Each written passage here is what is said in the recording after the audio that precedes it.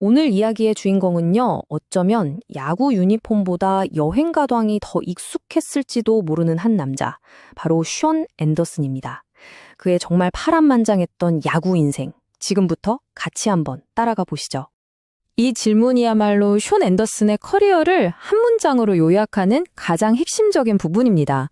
한때는 누구도 넘볼 수 없는 말 그대로 정점에 섰던 천지 투수였는데 지금은 수많은 팀의 유니폼을 거친 저니맨이 됐거든요. 이 엄청난 변화의 시작점에는 정말 믿기 힘든 하나의 숫자가 있었습니다. 그의 프로 경력을 이야기하기 전에 우리는 이걸 먼저 꼭 짚고 넘어가야 합니다. 바로 그가 대학 시절에 대체 어떤 선수였는지, 지금 우리가 아는 프로에서의 모습과는요, 완전히 다른 그야말로 지배자로 불렸던 시절이죠. 9.7. 이게 뭐냐면요. 2016년 플로리다 게이터스 소속이었던 숀 앤더슨의 평균 자책점, 그러니까 ERA입니다. 혹시 야구를 잘 모르시는 분들을 위해 간단히 설명드리면 투수가 한 경기를 처음부터 끝까지 다 던졌을 때 평균적으로 몇 점을 주느냐 이겁니다. 보통 1점대만 돼도 리그를 대표하는 에이스 소리를 듣거든요. 그런데 0점대라는 건 이건 뭐 상대팀한테 거의 점수를 안 내줬다는 뜻입니다. 거의 완벽에 가까운 투구였던 거죠. 그런데 이 0.97이라는 숫자가 더 대단하게 느껴지는 이유가 바로 이겁니다. 1974년 이후 무려 42년 만에 나온 플로리다 대학의 신기록이었습니다.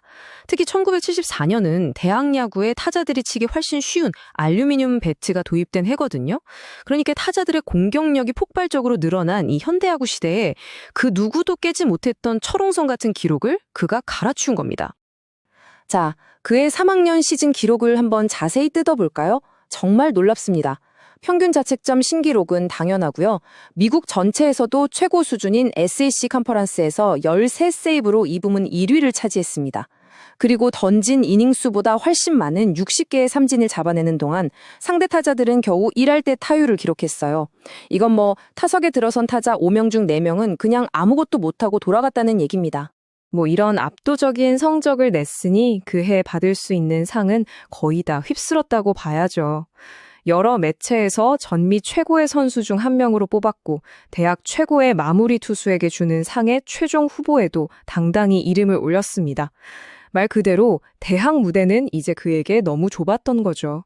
이렇게 눈부신 대학 시절을 보냈으니 프로 무대의 화려한 스포트라이트는 너무나 당연한 수순처럼 보였습니다. 모두가 그의 성공을 한치의 의심도 하지 않았죠. 여기서 정말 재밌는 이야기가 하나 있습니다. 사실 그는 고등학교 졸업반이던 2013년에 이미 프로팀에 지명을 받았었어요. 그런데 순위가 자그마치 1216순위. 그의 드래프트의 진짜 맨 마지막 순번이었죠. 그는 자신을 증명하기 위해 대학 진학이라는 큰 결심을 합니다. 그리고 3년 후 자신의 가치를 무려 1200계단 가까이 끌어올리면서 상위 라운드에 지명됐고 마침내 꿈에 그리던 빅리그 무대를 밟게 됩니다. 그리고 그의 메이저리그 데뷔전은요, 모두의 기대를 뛰어넘는 아주 특별한 방식으로 이루어졌습니다. 마운드에서 공을 던지는 것뿐만 아니라 타석에서 무려 111년 만에 나온 구단 신기록을 세우면서 모두를 깜짝 놀라게 했죠. 투수가 한 경기에 안타를 2개나 치는 건 정말 보기 드문 일인데 그걸 데뷔전에서 해낸 겁니다. 하지만 이 화려하고 안정적이었던 데뷔전이 아이러니하게도 전혀 다른 이야기의 시작이 될 줄은 아무도 몰랐습니다. 바로 야구계를 쉴 새 없이 떠도는 어지러운 여정의 서막이었죠.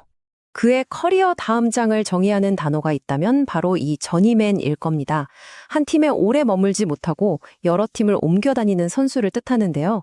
물론 최고의 스타는 아닐 수 있지만 어느 팀에 가든 자신의 역할을 묵묵히 해낼 수 있는 선수를 칭하는 말이기도 합니다. 그의 여정은 단순히 미국 안에서만 이루어지지 않았습니다. 캐나다, 멕시코, 그리고 태평양 건너 대한민국까지 그의 야구 인생은 말 그대로 전 세계를 무대로 한 오디세이가 됩니다. 지금부터 그의 여정을 한번 빠르게 따라가 보시죠. 그의 여정은 샌프란시스코에서 시작됩니다. 아주 인상적인 데뷔전을 치렀던 바로 그곳이죠. 하지만 정착은 길지 못했습니다. 곧바로 중서부의 미네소타 트윈스로 유니폼을 갈아입게 되고요. 풍경은 또다시 바뀝니다. 이번엔 동부 해안의 볼티모어. 새로운 환경에 또 적응해야 했죠. 짐을 풀기가 무섭게 또 전화가 걸려옵니다.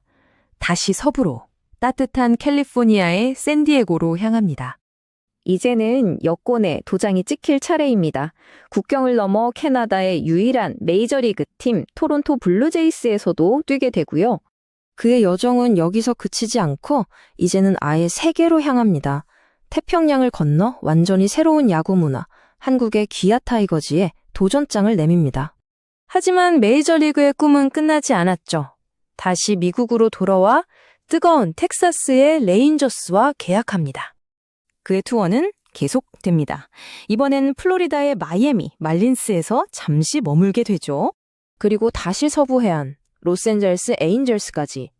놀랍게도 이 숨가쁜 목록이 그의 여정의 전부가 아닙니다. 이 사이사이 수많은 마이너리그 팀들도 거쳤으니까요. 정말 쉴 틈 없는, 정신없는 소용돌이였습니다.